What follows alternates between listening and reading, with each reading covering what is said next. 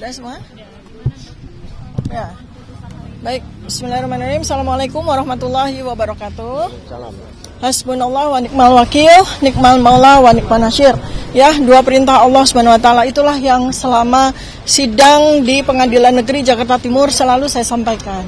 Ya, jadi apapun yang terjadi itu semua adalah kehendak Allah, ya, dan memang dari sejak awal juga ketika kemudian tanggal 22 Juni 2026 pelimpahan berkas perkara saya sudah dilimpahkan dari Polda Metro Jaya ke Kejaksaan Negeri Jakarta Selatan, dan kemudian sudah disampaikan juga tentang jadwal sidang yang sudah kami jalankan selama 4 kali dan kemudian menghasilkan amar putusan, di mana pada amar putusan itu kami dinyatakan bebas demi hukum.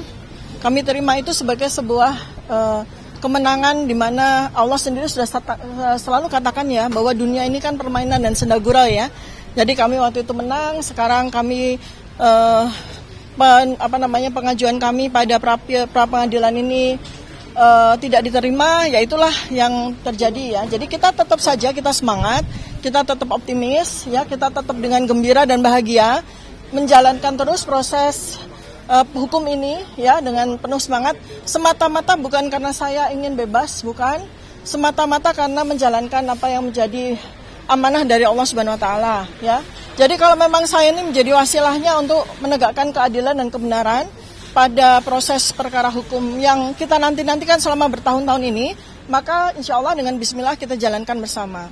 Karena sebetulnya pada dasarnya adalah inti dari perkara hukum yang menimpa saya ini adalah bagaimana seluruh masyarakat Indonesia itu bisa mendapatkan sebuah kejelasan yang sejelas-jelasnya ya mengenai apa yang selama ini menjadi polemik, yaitu dugaan ijazah palsu mantan Presiden ke-7 Joko Widodo. Dan ketika kemudian sidang pokok perkara ini bisa kita jalankan, ini adalah sebuah kesempatan bagi kita. Tapi sekali lagi saya katakan berkali-kali dalam 470 hari ini ya, bahwa kami sudah melakukan penelitian terhadap 709 dokumen ya, malah ditambah ya, ada beberapa tambahan dokumen lagi, 712 dokumen tepatnya. Dan yang sudah diperiksa itu ada 148 saksi, itu sudah kami teliti dengan sangat seksama. Dan dengan senang hati nanti kami sampaikan ya bersama dengan kesaksian para saksi, ada charge maupun para ahli ya di persidangan, andai kata memang sidang pokok perkara harus kami jalankan. Tapi untuk diketahui ya bahwa pada minggu ini ya tanggal 18 Agustus 2026 kami juga sudah mengajukan pra peradilan yang kedua ya. Kami sudah siapkan karena ada 2 pasal selundupan yang berkali-kali kami sampaikan ya. Pasal selundupan yang sangat tidak ada relevansinya sama sekali dengan kasus saya, tetapi memang semata-mata merupakan sebuah niat jahat ya, niat tidak baik dari pelapor untuk menghukum saya seberat-beratnya atas pasal 8 dan hukuman 8 tahun dan 12 tahun ya, pasal 32 35. Dan kami dari kesimpulan yang kami dapatkan ya oleh jaksa penuntut umum ya, kami mendapatkan tambahan ya yang dalam ini menjadi tesis ya, bahwa ternyata betul-betul pasal 32 35 itu betul-betul dilakukan overcharging ya, betul-betul dilakukan dengan niat yang tidak baik ya. Malah kemudian barang bukti yang dibebankan kepada saya terkait dengan pasal 32 35 Undang-Undang ITE itu betul-betul tidak relevan. Nanti saya tidak akan spill sekarang ya, tapi nanti kita akan lihat bersama-sama. Ini menjadi sebuah pelajaran bersama buat kita, dan saya selalu katakan ya bahwa apabila pada saat putusan selah saya diterima, saya mengucapkan alhamdulillah. Tetapi jika putusan selah saya pada saat itu tidak diterima dan kemudian sidang maju pada pokok perkara, saya mengucapkan bismillahirrahmanirrahim. Ya, selanjutnya akan disampaikan oleh para lawyer saya. Oke, terima kasih rekan-rekan jurnalis yang saya hormati. Tadi kalau kita mendengarkan putusan pra peradilan pada hari ini, sebetulnya kita bukannya dikalahkan, hanya secara teknis ini kami lebih dulu pelimpahan daripada terjadinya pendaftaran. Jadi hanya masalah waktu saja. Ini adalah cerita klasik tentang balapan. Balapan itu artinya bagaimana menggugurkan pra peradilan kita dengan memasukkan pokok perkara. Ini klasik. dari dulu memang penuntut umum selalu ingin menggugurkan pra-peradilan dengan cara memasukkan pengadilan, dan sepertinya ya kurang lengkap, sepertinya juga tidak dipedomani adanya SEMA nomor 3 tahun 2026 yang barusan. Memang ini perintah kepada hakim ya, cuman pedoman bagi hakim-hakim di lingkungan Mahkamah Agung ya. Tapi SEMA itu mengatakan bahwa apabila pra-peradilan ini bukan soal pelimpahan perkara sebetulnya. Yang seharusnya ditinjau itu adalah tentang pemeriksaan pokok perkara. SEMA nomor 3 tahun 2026 itu jelas mengatakan pemeriksaan selama pemeriksaan pokok perkara itu sudah didahului oleh adanya pra-peradilan, itu yang harus berhenti. Namun apa boleh buat, kami tidak diterima, pengadilannya tidak terima, tidak, sekali lagi tidak berarti kami dikalahkan.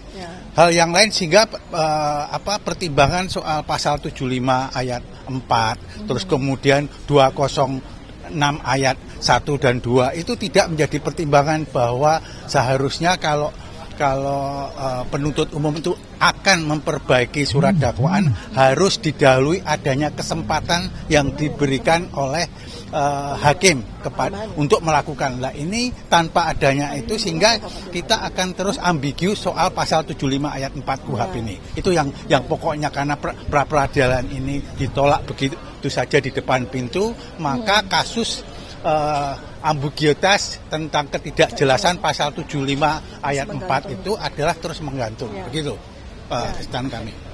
Saya tambahkan ya. Ya, tadi hakim juga merujuk ke SEMA yang baru tanggal 8. Iya. Nomor 3 tahun 2026, yaitu kalau nggak salah tanggal 18 Agustus dan sebagainya. Sebenarnya kalau itu dirujuk, kan ini kan tinggal pembacaan putusan ya. Harusnya tidak merujuk ke sana karena tidak ada aturan yang berlaku surut gitu loh. Nah, itu yang kami lihat itu bagaimana peraturannya baru keluar diperlakukan pada perkara kami. Harusnya itu untuk yang ke depan, Dan satu hal lagi, kalau ditolak ini bukan berarti kita nanti itu tidak melawan dakwaan mereka. Kami tetap akan melawan dakwaan mereka dan mudah-mudahan putusannya akan sama seperti diterima ya, meskipun itu di akhir nanti. Nah, banyak orang menduga bahwa memang dibuat seperti itu agar apa? Agar pokok perkaranya nanti hilang. Dugaan orang ya. Karena apa? Nanti yang kita dimenangkan nanti di belakang. Berarti perkara walaupun sudah luar biasa persidangannya, tapi yang dimenangkan adalah perlawanan kami. Ya, itu yang banyak orang khawatir seperti itu. Karena ini terjadi di Solo. Ya, di CLS. CLS itu jelas ya. Semua UGM babak belur ini babak belur. Terakhir yang diputuskan malah eksepsinya yang dimenangkan. Lah ini ya, kami khawatir. Jadi jangan dianggap kami tidak melawan, kami melawan. Tapi kalau akhirnya nanti eksepsi itu yang digunakan, kami dimenangkan sehingga perkara ini jadi zong. Ini yang kami khawatir. Udah bertahun-tahun sidang, ternyata yang dilihat adalah putusan eksepsi. Ya kan? Nah, itu yang kami khawatir. Ya, bahkan kami yakin akan dimenangkan di belakang, ya kan? Untuk penyelamatan. Ya, itu ngertilah maksudnya. Ya. Ada yang lain? Tambahkan? Ya, lagi. Karina. Agak geser sini. Tengah, Bu. Ya. Oke. Oh iya, Assalamualaikum warahmatullahi wabarakatuh. Waalaikumsalam. Kami ucapkan terima kasih untuk Pengadilan Negeri Jakarta Selatan, juga awak media dan juga masyarakat yang sudah hadir mengikuti jalannya proses persidangan ini. Jadi sejujurnya kami sangat menghormati putusan daripada hakim pra-peradilan, dan perlu kami tegaskan juga kepada masyarakat Indonesia bahwa pra-peradilan kami dinyatakan NO itu bukan berarti kami kalah, juga tidak berarti membenarkan prosedur yang dilakukan oleh kejaksaan. NO ini hanya saja bahwa permohonan kami tidak diperiksa itu saja, dan ini akan berlanjut lagi. Oleh karena itu janganlah kita bangun narasi-narasi di luar sana yang seolah-olah tuh melalui putusan ini itu menyatakan bahwa seluruh proses terhadap Dr. Tifa ini gugur gitu. Terhadap Dr. Tifa sah dan seluruh keberatan kami gugur. Mohon maaf, itu dua hal yang berbeda ya. Jadi bagi kami itu pra-peradilan ini hanyalah pembelaan secara maksimal. Jadi kami tidak meminta Dr. Tifa ini diistimewakan atau dibebaskan, tidak. Kami hanya meminta proses hukum yang fair, yang transparan dan adil, itu saja. Jadi hari ini bukan akhir dari perjuangan kami, melainkan hari ini satu pintu pra-peradilan telah selesai, tapi pengujian terhadap perkara ini belum selesai. Jadi kembali lagi ke Pak Katib dan Ibu Tifa. Terima kasih. Ya, terima kasih Bu Karina. Jadi saya tambahkan sekali lagi ya bahwa supaya seluruh media dan masyarakat Indonesia memahami betul ya langkah-langkah yang dilakukan oleh saya dan tim pembela Dr. Tifa ya, tim advokat saya, bahwa memang dari awal kami sudah mempersiapkan untuk sidang pokok perkara. Tapi mengapa kami kemudian mengajukan pra peradilan? Karena memang ada sesuatu yang dibelotkan ya. Sekali lagi ada sesuatu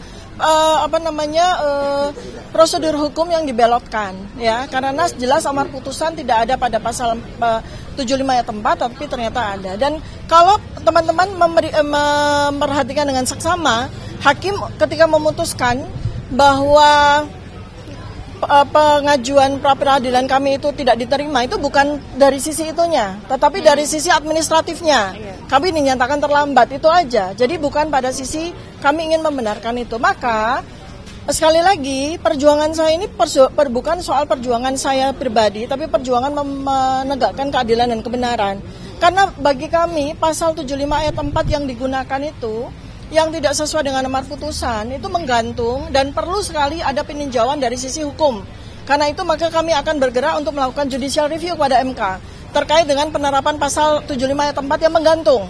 Dan kemudian juga bagaimana nanti seperti yang tadi disampaikan Pak Al-Katiri, kekhawatiran beliau, kekhawatiran kami semua ya, bahwa kalau melihat dari surat dakwaan itu jelas ditolak ya, surat dakwaan yang di sidang pokok perkara di PN Jakarta Timur ya, itu sudah ditolak. Artinya kalau mereka akan memperbaikinya lalu kemudian mengajukan lagi pada sidang, maka yang menjadi prediksi bagi kami bahwa sidang akan berlangsung. Sidang akan berlangsung ya, pertama pada sidang yang pertama adalah pembacaan surat dakwaan yang sudah diperbaiki oleh JPU. Lalu kemudian pada minggu kedua kami diberikan hak perlawanan. Tetapi pada minggu ketiga tidak seperti pada sidang yang lalu. Hakim memutuskan menerima atau menolak, tetapi nanti keputusan itu di akhir sekali. Ketika sidang pokok perkara berjalan, yang ya kalau melihat dari 148 saksi, ada 712 dokumen, itu akan makan waktu kurang lebih 3 tahun. Jadi posisi saya akan menggantung sebagai terdakwa selama 3 tahun untuk akhirnya dimenangkan gitu loh. Ya, seperti itu. Kejadiannya seperti itu. Kenapa? Karena materi dari surat dakwaan itu sama, malah kurang 10 halaman. Jadi surat dakwaan pertama di mana ditolak, dinyatakan bebas demi hukum, batal demi hukum itu 57 halaman. Tapi ketika kemudian mereka perbaiki itu hanya tinggal 46 halaman. Jadi kita sudah bisa memprediksi bahwa nanti surat dakwaan itu pun akan ditolak. Tapi ditolaknya bukan pada minggu ketiga atau pada sidang ketiga, tapi nanti akhir. Bayangkan, akan terjadi sebuah penyanderaan saya sebagai terdakwa selama bertahun-tahun untuk akhirnya dimenangkan coba. Nah itu juga materi kedua yang nanti akan kami judicial review-kan pada MK. Ya, jadi kita akan terus berjalan secara paralel demi untuk tegaknya keadilan dan kebenaran di bumi Indonesia tercinta ini, ya. Jadi itu perjuangan bukan karena kami ingin mengulur-ngulur. Jadi intinya ketika pra peradilan kami ditolak karena persoalan administratif, ya sudah. Kami mengajukan pra peradilan kami yang kedua karena ada pasal selundupan 3235 yang harus diuji terlebih dahulu sebelum sidang pokok perkara. Ya, kalau kemudian dinyatakan diterima, alhamdulillah, artinya 3235 tidak relevan untuk di pokok peradilan kan. Tetapi kalau kemudian ditolak, ya sudah kita akan maju, kita akan kita fight, akan kita pertarungkan akan kita melawan, akan kita terus melakukan perlawanan di sidang pokok perkara. Supaya apa? Kembali lagi supaya pasal-pasal selundupan Undang-Undang ITE yang sangat tidak relevan itu tidak lagi diberlakukan kepada warga negara Indonesia yang lain. Ya, cukup saya sebagai sebuah exercise buat kita semua, bukan untuk saya secara pribadi. Ada mau ditambahkan lagi? Karena hari ini bisa jadi Dr. Tifa, bisa jadi besok orang lain gitu. Iya, betul. Karena Undang-Undang ITE itu terlalu banyak disalahgunakan. Seperti yang sekarang sedang paralel terjadi ya di Banjarmasin, di Kalimantan ya, yang terjadi pada Babe Aldo. Itu juga penyalahgunaan atau overcharging ya terhadap pasal 3235. Kalau nanti ini menjadi presiden yang sangat buruk di mana nanti sidang itu akan dipenuhi dengan orang-orang yang tidak bersalah, tetapi hanya karena persoalan overcharging dari pasal yang disalahgunakan itu, maka akan menghasilkan banyak sekali kerugian bagi negara kita, bagi seluruh masyarakat. Karena Anda supaya tahu ya bahwa sidang ini dibayar oleh APBN, oleh keringat kita. oleh pajak kita, ya keringat dan darah kita, maka kita harus betul-betul menjalankan itu dengan baik. Maka insya Allah dengan bismillah kami akan menggodok dari materi judicial review, kami juga akan paralelkan nanti untuk maju kepada sidang Mahkamah Konstitusi demi untuk rakyat Indonesia. Baik, teman-teman ada yang mau ditambahkan? Cukup? Baik, terima kasih banyak teman-teman media semuanya atas dukungannya selama ini. Mari kita bersama-sama berjuang, ya. Mohon kawalannya, mohon bantuannya untuk menyebarluaskan perjuangan kami agar dipahami dan menjadi pelajaran penting bagi kita semua. Ya, assalamualaikum warahmatullahi wabarakatuh.